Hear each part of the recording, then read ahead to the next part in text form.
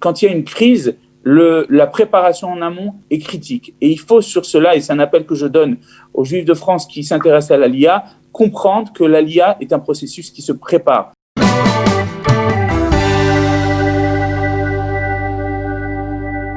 Arié, bonjour.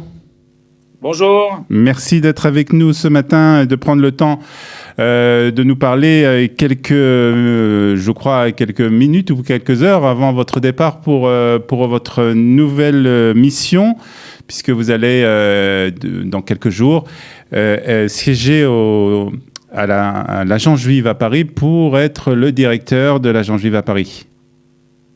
Tout à fait. Alors, je précise en France, en Belgique et en Suisse. N'oublions pas nos deux autres communautés. Alors d'abord, pratiquement, c'est quand que vous êtes à Paris, quand vous partez pour Paris ?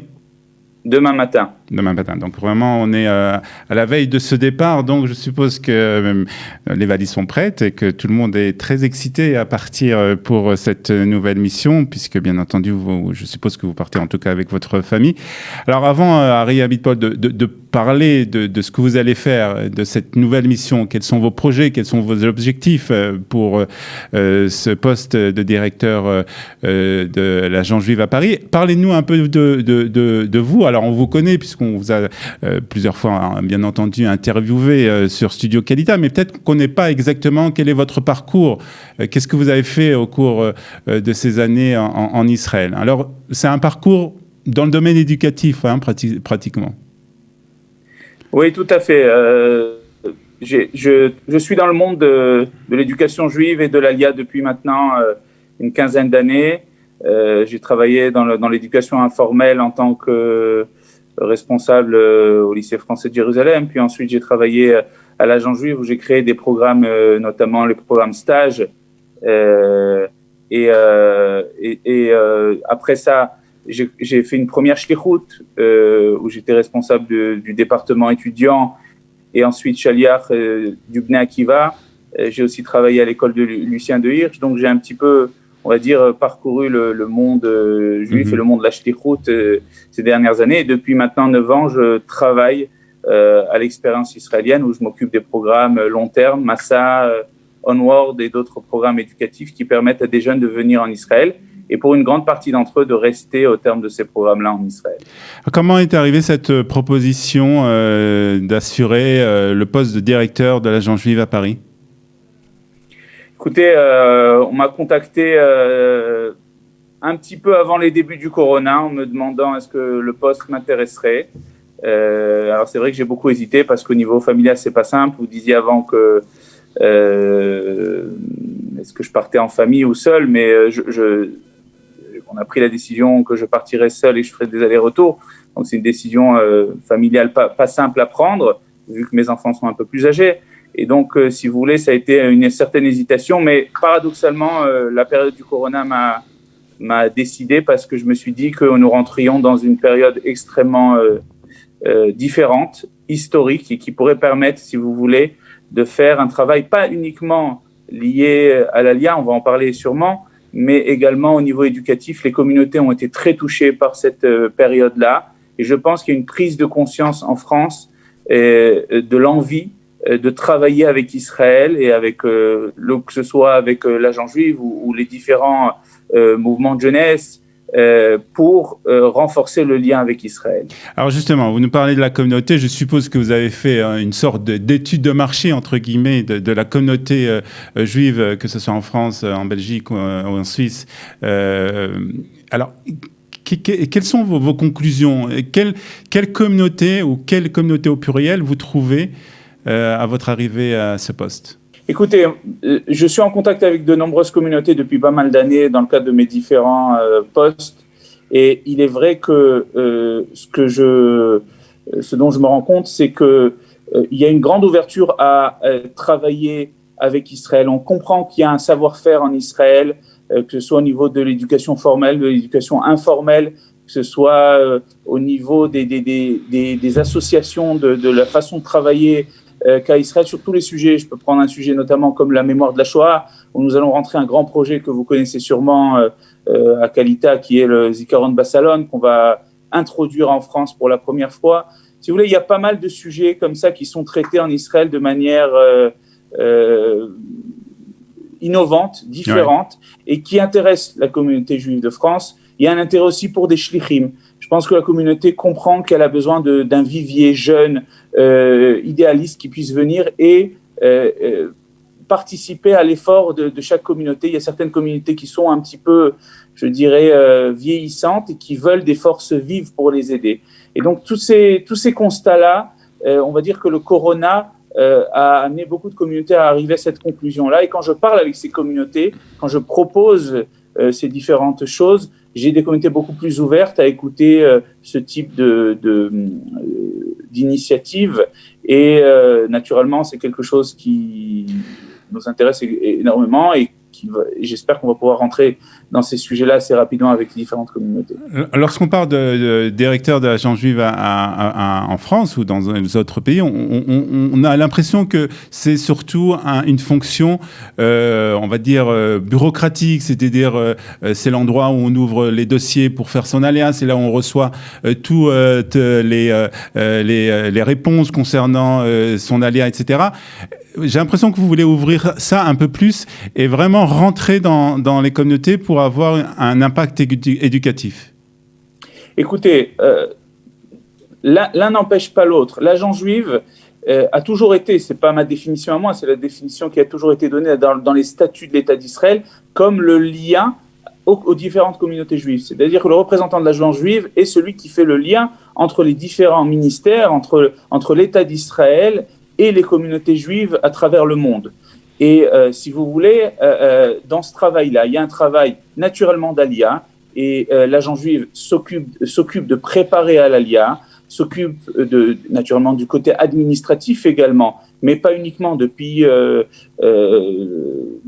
quasiment le début de son histoire, l'agence juive s'occupe également d'éducation.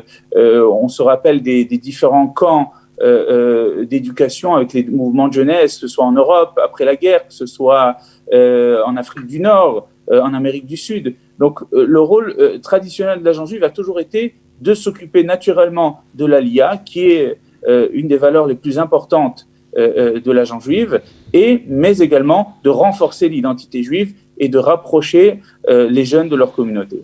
Alors, on se retrouve en pleine crise du coronavirus, que ce soit en Europe ou en Israël. Est-ce que vous pensez que c'est une bonne chose ? Est-ce que c'est quelque chose de bien de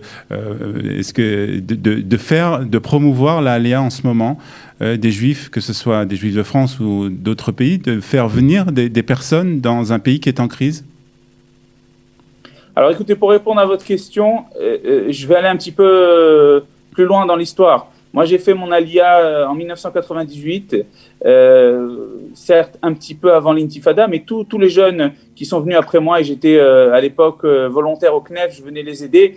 Dans les années 2000, vous savez, j'ai perdu des amis dans les attentats. On montait dans un bus, on ne savait pas ce qui allait arriver, on pouvait exploser dans un bus. D'ailleurs, j'ai raté à quelques minutes près un bus qui avait explosé à côté de l'Université hébraïque de Jérusalem. Il y a eu des périodes extrêmement difficiles. Et même à cette période-là, cette question que vous me posez, qui est tout à fait légitime, on l'a posée également. On l'a posée également en 2008, pendant la crise des subprimes. À l'époque, j'étais chaliar pour ma première shlichut en France. Est-ce qu'on peut partir en période de crise ? Je pense que l'Aliyah est un flux qui va continuer quelle que soit la situation. Alors certes, la situation est plus difficile, ça demande aux Olim de mieux se préparer, ça demande d'avoir un vrai plan, que ce soit au niveau professionnel, que ce soit au niveau éducatif pour les enfants, mais ça crée également des nouvelles initiatives, notamment quelque chose que je vais promouvoir dans les prochaines années, l'Aliyah dans des villes qui sont un peu périphériques, notamment, j'imagine que vous l'avez interviewé ces derniers mois, Shalom Var, qui fait venir des Olim à la ville de Naharia, qui est une extrêmement belle ville, située au bord de mer, avec le train, avec la Galilée qui est absolument magnifique à quelques kilomètres de là-bas, avec des possibilités de travail dans le nord, dans la zone high-tech de Haïfa, le Matam, etc. Et il y a aujourd'hui d'autres villes qui sont considérées, entre guillemets, comme un peu la périphérie, dans lesquelles on peut aujourd'hui aller vivre, qui coûtent beaucoup moins cher. Et quand je dis beaucoup moins cher, c'est des loyers qui parfois avoisinent les 2000, 2500 shekels, qui sont des loyers extrêmement faibles, même quand on compare ça à la France. Donc aujourd'hui, il y a des opportunités et je pense qu'il faut se servir de cette crise-là pour également proposer aux LIM une diversité d'endroits où aller vivre. J'ai beaucoup de respect pour les villes, les agglomérations dans lesquelles les Français ont l'habitude d'aller, c'est pas la peine de les citer, mais je pense qu'il faut également s'ouvrir à d'autres possibilités, et d'autant plus qu'aujourd'hui, Israël a amélioré dans ces 10 dernières années son réseau ferroviaire, son réseau routier, qui permet aux gens de voyager. Et comme je dis tout le temps à certaines familles, aller de Saint-Brice le matin à l'intérieur de Paris pour aller travailler ne prend pas plus de temps que de partir de Naharia et aller travailler à Haïfa ou à Netanya, ou même éventuellement parfois à Tel Aviv dans certains cas. Alors justement, on parle de l'emploi et c'est vraiment une question très importante lorsqu'on prépare son aléa. Est-ce que là aussi vous avez des projets, vous avez intention de promouvoir justement des projets qui vont aider les candidats à l'ALIA de trouver de l'emploi en Israël? Tout à fait.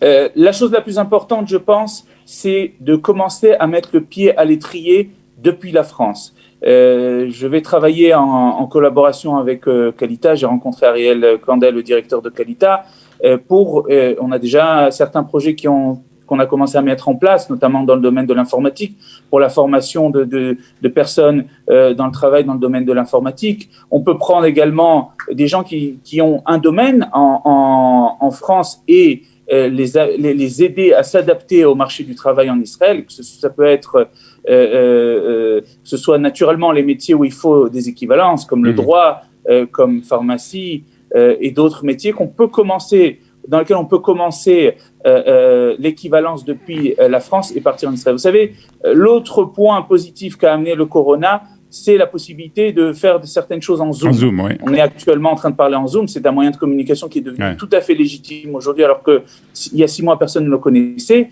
On peut commencer certaines formations avec des spécialistes en Israël depuis la France, en Zoom le dimanche, et se préparer à arriver en Israël de manière à être prêt pour le marché du travail. Parce que très souvent, ce qui manque au Olé, c'est la compréhension de son domaine en Israël. Il a tout à fait les compétences. Les Juifs de France ont toutes les compétences pour travailler dans leur domaine. Simplement, il faut s'adapter à la mentalité, savoir comment se présenter à un entretien, savoir comment le domaine marche en Israël, les ficelles du domaine. Et tout cela aujourd'hui, c'est vrai que le Zoom va nous permettre d'avoir plus de possibilités de préparer les gens en amont pour arriver.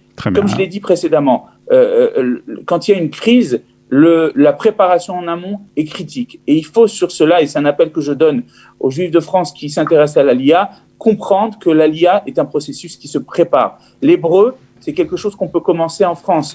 L'OSM, qui est notre partenaire en France, s'occupe de dizaines d'ulpanim subventionnés partout en France, pas uniquement à Paris, en Belgique et en Suisse également.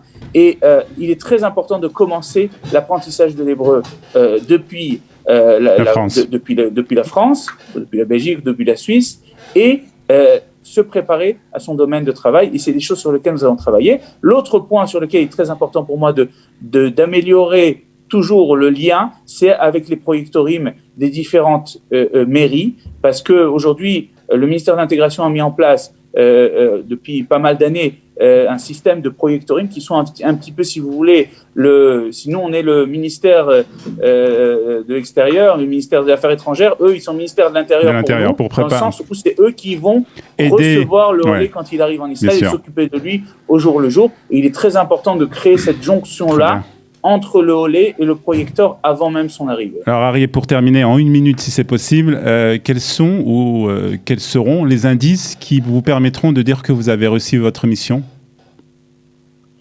Ou c'est difficile? Tout d'abord, je pense créer un grand nombre de partenariats avec les communautés sur différents projets, amener plus de shlichim en France qui s'occupent de travailler avec les communautés, de créer un lien entre notre jeunesse et la jeunesse en France. C'est quelque chose qui m'inquiète énormément, de voir qu'il y a aujourd'hui quasiment aucun lien entre la jeunesse juive de France et d'Europe et la jeunesse israélienne. C'est quelque chose aussi qui me tient à cœur. Et naturellement, voir beaucoup d'olim, le plus possible, je ne donne pas de chiffres, mais Ouais, le plus possible d'Olim, et surtout qui arrivent à s'intégrer en Israël le mieux possible. Très bien. Mais merci beaucoup. En tout cas, c'est un beau programme. Je suppose que vous n'aurez pas beaucoup de temps pour vous amuser ou faire d'autres choses que tous les objets. Avec le Corona, ça va être compliqué. Voilà. Et donc, on vous souhaite, bien entendu, depuis Jérusalem et depuis les studios de Kalita et depuis toute l'association Kalita qui, bien entendu, sera avec vous pour vous aider dans votre mission. Beaucoup de Hatzlacha. Bonne chance à vous, Arié Abitbol. Merci beaucoup, Olivier. Merci. Merci beaucoup. À très bientôt sur Studio Kalita.